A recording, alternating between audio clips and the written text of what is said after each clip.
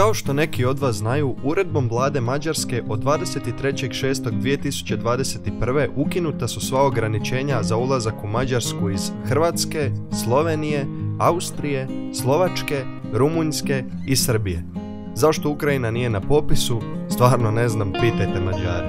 I ako pratite društvene mreže, mogli ste primijetiti da puno ljudi putuje upravo u Mađarsku. Mi smo tu priliku odlučili iskoristiti kako bi dočekali novu 2022. godinu u Budimpešti gdje smo proveli nezaboravna 3 dana. Provedite ih skupa s nama.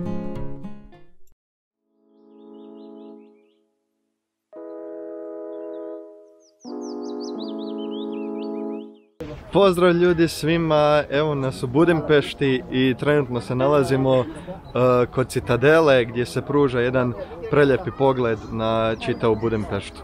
Ovdje počinjemo svoj vlog i danas ćemo obilaziti dio Budima, ovaj dio koji je visok, ajmo reći ima puno uzbrdica. Sunce mi ide. I sunce ide, baš nam tu blješti u faci. Dobro, tebi još ne ide, ja sam te stavio u... Srećom što si visok. U sjenu, da, srećom što sam visok. Da, inače tu gore se nalazi Citadela koja je trenutno zatvorena, danas je 31.12.2021. i danas tu dočekujemo novu godinu. Tu se nalazi Budimski dvorac, raskošna palača gdje su živjeli mnogi kraljevi, carevi i tak dalje. Tu imamo Elizabetin, ne, ovo je Lančani most, tu prvi koji se vidi, a tamo u daljini se vidi Elizabetin most, kao i tamo, evo, parlament. Dosta mi je mali zaslon pa ni ne vidim, nadam se da sve pokazujem kako spada. Tu se nalazi još crkva Svetog Stjepana, to je bazilika čitava, a mi se bacamo dalje u istraživanje. Inače, znate da ja i Ema svugdje većinom putujemo u vlastitom aranžmanu, no na doček ove nove godine 3 dana smo otišli s jednom agencijom. Ako se pitate zašto, to je zato što uvijek morate gledat šta vam je kad jeftinije. A na primjer sad tokom nove godine svi ti dočeci, dočeci novih godina su skupi, smještaji su skupi, a za put sami, znači u Budimpeštu i 2 noćenja s doručkom smo dobili jako dobru cijenu, tako da smo se odlučili ovaj put za to. Inače, ovo nam je drugi put da smo u Budimpešti. Naši vjerni fanovi se sjećaju, mislim da je drugi video bio na kanalu baš upravo iz Budimpešte. Ali kanal je započeo snimanjem putovanja s nove godine prije 2 godine. 2020. Doček 2020. Da smo samo znali šta će nam ta godina sve donijeti. Idemo sad prema dole. Dok se Ema ja sad šetamo tu na brdu Gillert, dole možete vidjeti jedne od toplica, mislim da se zovu Rudaš toplice. Gdje si, ljubavi? Inače, i rekao sam vam krivo, ovaj tu prvi most koji nismo vidjeli gore kad smo bili na brdu, to je kod Citadele, ovaj tu se zove Elizabetin most, onaj tamo bliže parlamenta je Lančani most, željezni, a onaj skroz tamo je Margiten most. Šta kažeš? Ne kupamo se tu, ali to jesu jedne od puno različitih termi. Naše terme gdje ćemo ići u idućem videu, to obavezno pogledajte, bit će 2 videa iz Budimpešte, su još tamo u gradu. Pogledajte koliko je u stvari masivna ta Budimpešta, dok vam sad pokazujem ovaj peštanski, takozvani ravni dio. Inače postoji zanimljiva priča, prije nisu postojali svi ovi mostovi, moja dama slika, prije nisu postojali... Ti si fokus. Tu su nam, znači prije nije bilo ovih mostova i ljudi kad su trebali preći na drugu stranu su trebali čekati zimu. I preplivati. Da, zimi preplivati. Ne, čekali su da se Dunav, mislim pogledajte ga koliko još je ovo široki lens, wide lens koristim. Čekali su da se zamrzne i tek su onda mogli preći preko, što je bilo jako opasno, između ostalog. Ema. Vir koliko stepenica ima, a? Put do raja, kako bi se rekli. Idemo lijepo, lagano gore. Ne, bili smo u Podaci kad smo šetali ovoliko. Nego? Ne. A i u Splitu smo bili do Marijana, da, kad smo išli. Ali, boga mi, puno stepenica. Ali zato čitavo vrijeme pogledajte kakav panoramski pogled, a? Tek smo krenuli. Evo, uskoro smo i do špilje na brdu Gillert, tamo se nalazi križ kao što možete vidjeti I da li je realno da je trenutno u Budimpešti 14 stupnjeva na 31.12.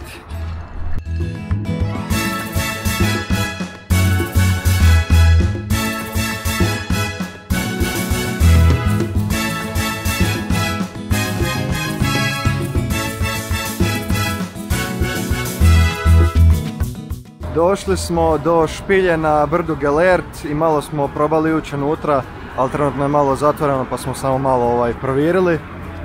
Tu se nalazimo kod jednog od mostova.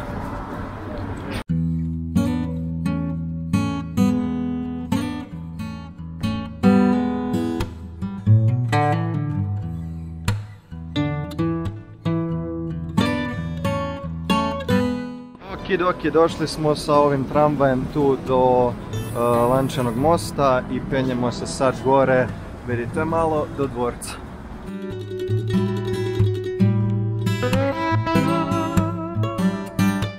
Sad smo se htjeli penjati gore do dvorca sa ovom uspinjačom, no međutim danas ne radi. Puno stvari tu se ponovno izgrađuje kao i onaj most tamo što sam već napomenuo. I ništa, sad idemo lijepo pješaka do gore, bit će zanimljivo. Evo dok se sad šetamo jednim od strmih uspona, baš su bile neke strme stepenice, ali doduše mi smo naišli na put. Ljudi umiru tu put. Da, Ema kaže da ljudi umiru put, ja to snimam i to. Da, trening za noge u teretani se isplati. Zezam se.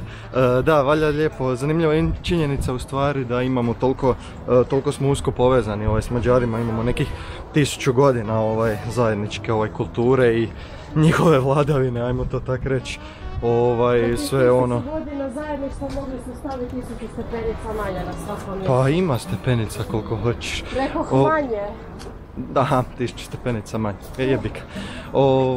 Uglavnom, da, sve od Austro-Ugarske do Bugarsko-Hrvatske pa Habsburške monarhije i svega toga.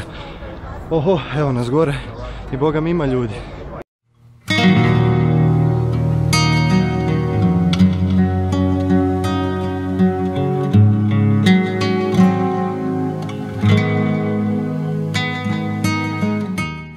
Kako su tu baš direktno lijepo naveli bez dronova. Tu smo zadnji put bili po noći kod ovog dvorca i tamo smo snimali, sjećaš odjavu iz Budimpešte i išli smo nazad za Bratislavu, no evo danas lijepo kraj dvorca i lijepo sunčano vrijeme. Znači toliko je sunčano i toliko je lijepo da se doslovno preznojavamo tu i skidamo stalno odjeću sa sebe, moj ruksak je prepun svega i svačega, a uobičajeno, evo u Budimpešti ovih dana puno konstrukcije, puno radova, puno svega i svačega, a vidimo i ovaj tu dio, također budimski dio koji je iza čitavog dvorca.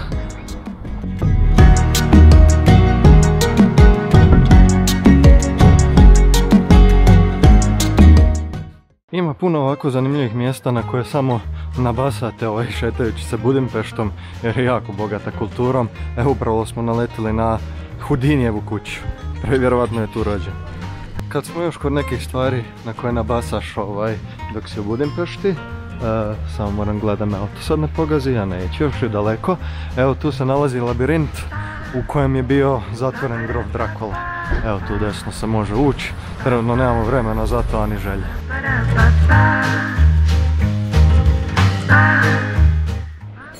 Pozdrav ljudeki, mi smo u Rušvurmu, ako sam ja to dobro izgovorila. I navodno su ovo najbolje krempite u Mađarskoj, pa da proba Matija to. Sad ovo je odmah gornji dio zalogajta. Pa poprilično kremasto, kako bi valjda očekivali od kremšnice. Dosta dobro. Jako fino. Možda ne najbolje na svijetu, ali dosta dobro. Jako fino. Evo ljudi, ako vas zanima ova 2 kolača i 2 pića, platili smo nekih 4000 forinti, što je nekih 880 kuna. Previše para. Pa, možda previše, ali niste svaki dan u Budimpešti. A i kremšnica je bila stvarno dobra.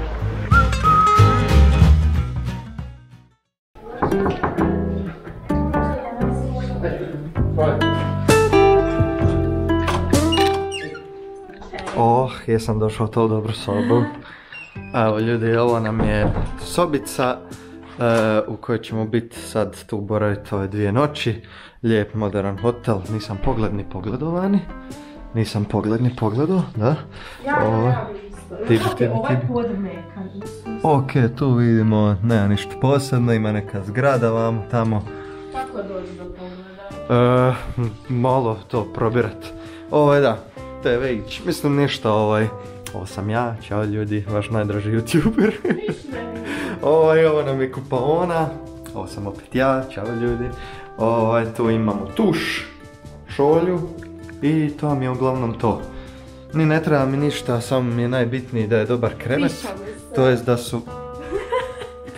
da su dobri madraci, jer samo ću i to i koristit, jer ne mislim provoditi previše vremena tu, jel tako ljubavi? Da.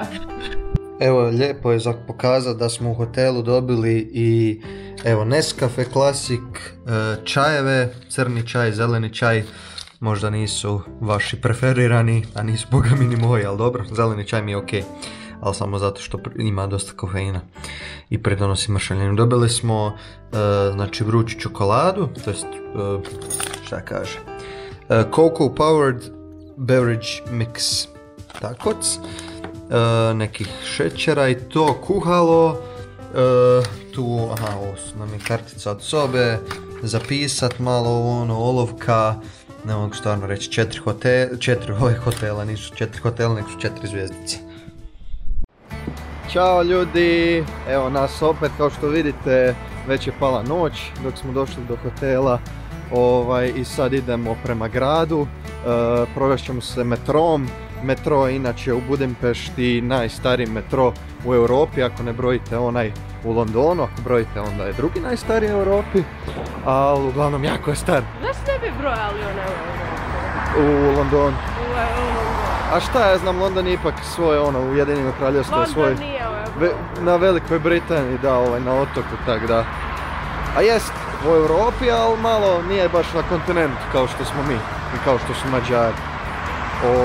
Uglavnom da, Emica nam je malo nešto bolesna, zato danas ne otvara usta tako puno, znate da ona inače puno voli pričat. Ali zato ja kompenziram za nju. Ne smijemo se previše igrati, prelazimo preko cesta i tak sad snimamo metro kad dođemo do tamo. Evo nas, ulazimo u metro, mislim da bi ovo bilo zanimljivo malo za posnimit. Evo moja maršira ispred mene. Tražimo broj 3. Broj 3. Matija je upravo dizao nekog lika. Aha, znači posnimila sam. Nisam posnimila. Ono klika je dizao. Malo se napio. Čekaj, idemo s njim. Idemo s njim, da. Super. Viš kak je brus. Neka ga. Stavi maskicu.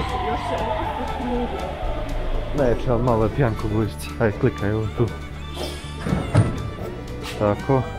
Idem, odlučite da sjedneš. Sjedni, bilo bi. Ok. Ovo mi je metro u Budimpešti. Sad idemo, vidjeli ste kak je brz sad kad je prolazio. Sad ćemo vidjeti kako to izgleda dok smo unutra. Daj, gledaj dio ovaj. Di nam je kolega? Evo ga, sjeo dole. Bome, idemo. Ajde, gas. Moram te snimiti, lijepa si se sredila. Mislim, uvijek si lijepa, ali sad još kad si sredila. Vidite kako ovo juri, to je pravi metro. Bože, kad vidim kakav je onaj HŽ kod nas, dođe mi loš. Evo nas sad u samom centru grada. U ovakvim situacijama Google karte su vam najbolji prijatelj. Jer evo, na primjer, metro ne vozi čitavu liniju noćas. I onda sve te neke promjene što se dešavaju u prometu su u 99% slučajeva sve unesene na Google kartama koje vam onda pomognu u svemu. I to u stvari jest, Google karte su number one aplikacija koju koristimo kad negdje idemo. A sad idemo proći tu desno kroz ovu mračnu ulicu. Ajde vozaj, mala vozaj. Nemoj samo da rokneš. Inače imaju neke tier romobile tu, jako su kvalitetni. Stvarno su jako kvalitetni. Šta? Trebaš prijevoz. Hvala, ali ne trebam. A to su moje pare, sunce ti kalojsu. Ajde. Šetamo se Vaci ulicom i gore konstantno vatromet puca. Evo, baš točno sad kad snimam se ne vidi, nevjerojatno. Ali stalno, svugdje, samo vatromet se dere, baš je lijepo.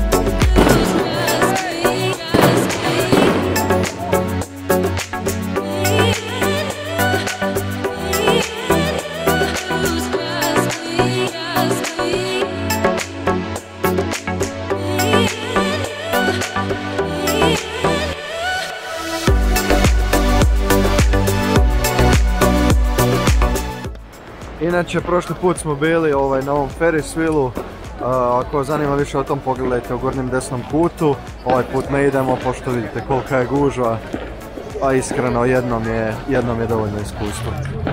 Ok ljudi, bili smo po prvi put, to jest ušli smo sad po prvi put u životu u Subway, jer smo jako gladni. Uzeli smo barbecue chicken sandwich, da vidimo kako je to. Ema je uzela ovaj mali, ja sam uzeo ovaj poprilično veliki. Kako to izgleda unutra? Yummy. Aj probaj. Pa mi reci kakav je. A dobro, pusti ruž. Tak sam mene ljubiš.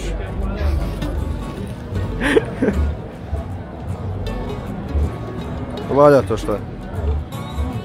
Aj super, sad se i ja najesti. Ljudi, meni u slasta i vama isto ako jedete nešto uz ovaj video.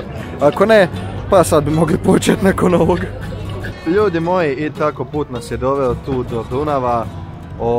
Vatrometaju se tamo u daljini. Ovdje ljudi lijepo uživaju na brodovima. Vidim da je dernek baš pravi unutra. Ićemo i mi na krstarenje Dunavom, ali to ćete vidjeti u idućem videu. A mi se idemo probati gore popes na onaj Elizabetin most o kojem sam danas pričao, jer je onaj tamo željezni zatvoren.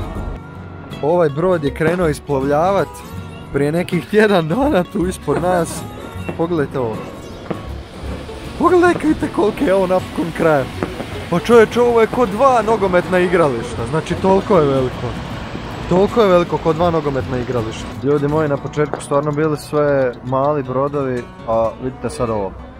Hoće li kraja tome? Mogu bi lijepo staviti tu i snimat neki timelapse da ne dođe kraj. Hoće uopće stati u ovaj objektiv, hoće. Evo, čita ovako. Imajte u obziru da su ovo jako lightweights.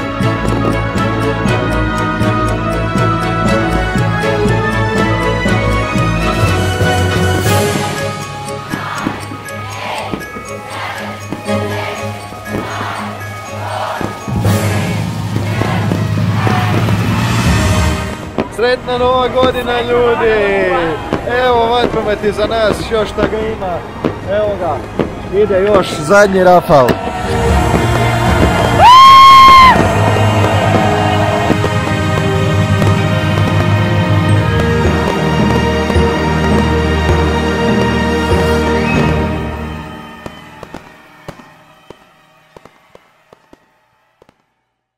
Ljudi moji, noge nas bole ko ništa. Danas smo prohodali nekih 16 km, sad sve ukupno. Noge nas bole, idemo... Kako ti obuciš stikle? Ova još obukla nepodobnu odjeću, to jest obuću. Tako da, ljudi, vidimo se, uživajte u idućem videu, nama je to sutra, a vama kad god uspije meditirati video, pošto će im trajati puno za ovo. Ajde, pozdrav, moving with the motion.